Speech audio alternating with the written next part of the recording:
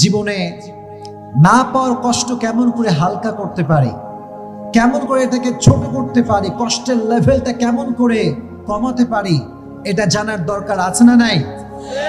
মানুষের জীবনের সবচেয়ে বড় তিতা সত্য কথা হচ্ছে যে মানুষ এটা খুব সহজে পেয়ে যায়, এটার মূল্যায়ন সে করতে চায় না।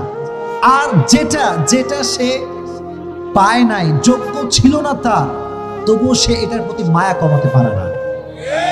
এটা মানুষের জীবনের সবচেয়ে বড় তিতা সত্য কথা।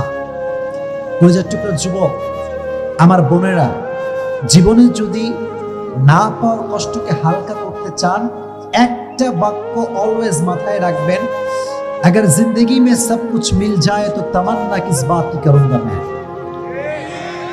জীবনে যদি সব কিছুই পেয়ে যাই, তাহলে আশা বলতে তো কিছু থাকবে না। জীবনে বাঁচতে হলে একটা আশার দরকার আছে না নাই? জীবনে থাকার জন্য, বেঁচে থাকার জন্য প্রত্যেকটা ধাপে ধাপে রবের উপরে একটা ভরসার দরকার আছে না নাই?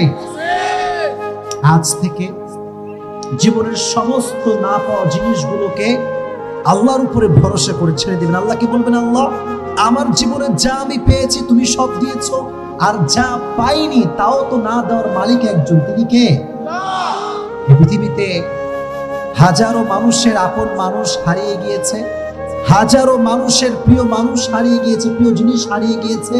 আর ইতিহাসের এই সব মানুষগুলো একটা বাক্য বলেই নিজেকে প্রশান্ত রেখেছে, বাক্যটার নাম হচ্ছে আল্লাহ ভরসা। সুবহানাল্লাহ পড়েন। আচ্ছা বলেন, সব বিষয়ে একটা বাক্য বলবো, আল্লাহ ভরসা।